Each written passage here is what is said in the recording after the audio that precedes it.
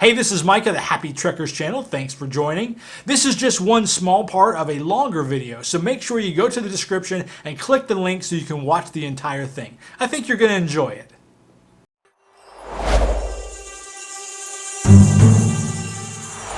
All right, so welcome back to the Happy Trekkers channel. My name is Mike, and today we are talking to Casey Leonard. She is the owner of the Yucatan Transitional Services. We want to find out from an expert what it takes to move to the Yucatan, what you can expect, and all the various information that you're probably wondering. So with that, welcome, Casey. Welcome to the group. Hello, nice to be here. Thank you for having me. Oh, absolutely. Thanks for joining us. If I wanted to move there, it's in the Yucatan specifically, but maybe even Merida, and I came to you, what's the first question you're going to ask me? Basically, first thing was we asked about your time frame. We asked when exactly are you thinking of moving, and that'll help me determine what my playbook needs to look like, for you. Okay. What your checklist needs to be. And then when someone tells me when they're coming, then my next question is, okay, have you made your, if they're moving here, have you made your appointment yet at a consulate? Because to get residency in Mexico, you've got to start at a Mexican consulate outside of Mexico. Mm-hmm. And with this whole pandemic, a lot of them were shut down. So that's kind of been, now they're open again, but they're kind of backlogged. Right. So that's the challenge these days is people getting that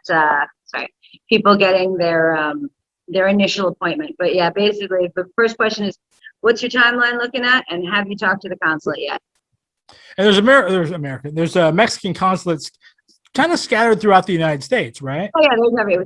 There's 2 in Florida. There's like 5 in Texas. There's several in California. Pretty much every state except for maybe like Iowa. The Dakotas has one, Right. Yeah. Hey, I wanted to take a moment to let you know about our new book that just came out. It's a great travel journal. If you've been thinking about someplace you want to go, make sure you write it down in this journal. There's all kinds of spaces for places you want to visit, things you want to do, how you're going to get there, what kind of money it's going to take to get there, what type of transportation you're going to use when you get there. Those are the important kind of facts, and there's 101 different places to write that information down and keep it as a nice daydreaming travel journal. I think you're going to love it as much as we do. It's available on Amazon right now. Thanks a lot. If this gets too deep into the weeds, we can always defer to other things. But if I'm going to go down there, I think I'm going to move as a not retired person, but I still have a job and I can do it online. Yeah. What kind of visa am I looking at? You'd be looking at a temporary residency visa. Basically, there's 2 kinds. There's temporary residency visa and there's a permanent residency visa. Now, it's not actually in their bylines or the regulations or anything, but it's something that the consulates have started applying, is that they don't like to give permanent visas to people that are under 65 or don't have pensions. It's because of the way that what it actually says, it says pensionados, which means that you've got like a monthly income, but they have taken that to mean, pension, like you've got a pension when you're retired. So it's kind of an unfortunate thing that's happened. Like I had a lady came down a couple of years ago, like she's a rock star. She's got an album on Broadway, she had a show on Broadway at the time.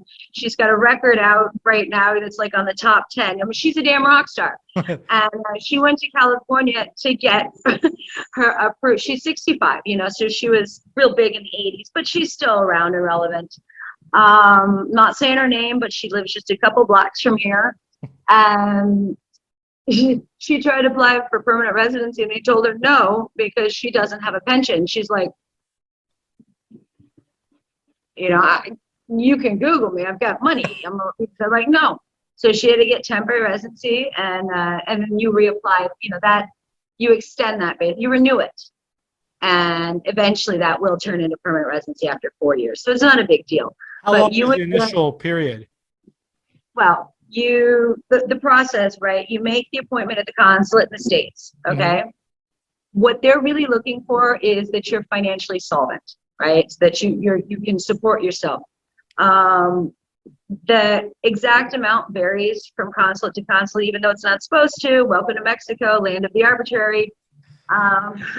but it's about $1,900 a month, right? Okay. And they want to see bank statements for 12 months showing that you're making 1,900 US a month. And they will give you basically a pre-approval. It's a sticker that goes in your passport. Mm-hmm. And after that, you have 180 days to get to Mexico. So you have 180 days to get all your affairs in order and come to Mexico. And then when you get to Mexico, you have 30 days to get in touch, well, with me or immigration, because you got 30 days to submit the second portion of your paperwork, which is a bunch of forms, a payment of like $220 to actually get your residency card, your little green card.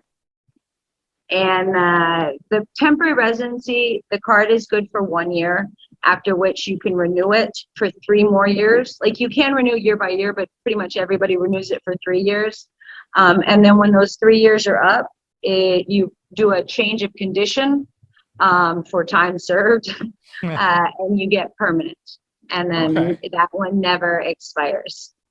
And that $1,900, is that a family amount of, like, say, 2 Social Securities, or is it per person? No, that's per person. When it's a family, we have yet to ever see a hard, fast number for a couple or family. But we've noticed that if I've got 2 people applying, they're looking for like 1,900, like 80% of 2 times 1,900, right? So 19 times 2 is what? 3,800. They're looking for like 80% of 3,800. So they'll take what, like 3,200 or so. But we've never been able to get a straight answer as to what it needs to be for a family, you know. And the other thing is, there's a really nice workaround. If, say, one person qualifies for residency financially, but the other person doesn't, you guys can both come. You know, one spouse can come on their visa, their temporary visa. And then we do what's called a family unity visa, which is where we submit that you have a relation. We submit paperwork showing that you have a relationship with a person who has residency here, and you get your residency added to theirs, right? And so then you don't have to show financials, and that can be done within Mexico. Okay. Wow. I mean, it sounds complicated, but not really. What? It's, like I said, it sounds sort of complicated when you first hear it, but when I start to think about it, it's not overly complicated. You just have to follow the steps. It's really not complicated. I mean, you've got to follow. Your paperwork has to be perfect. You've got to have all those, right documents. You have to have an apostille marriage certificate or birth certificate. Something showing that relationship. It's got to be translated into Spanish. I mean, there are, steps that have to be taken, but once you know what you're doing, it's pretty straightforward. And that's something that you help people with, all the steps the whole way across the board. Yeah, this week I've done 4 canjes, which is, people moving down, doing the financial solvency thing. And then I've done 2 of those family unity visas this week. Well, Casey, you've given us so much good information. I really appreciate it. Just before we go, what's the best way to contact you? You have a website? Is it on Facebook? How do we reach you? The best way to find us is on Facebook, Yucatan Transitional Services. You can also email us at yucatantransitionalservices@gmail.com. Okay. My phone number is on the Facebook page, so you can WhatsApp, email, or Facebook, and I'm good about responding. Okay, well, fantastic. Again, Casey, thanks so much. This has been so helpful. I really appreciate it. Thanks for having me. My pleasure.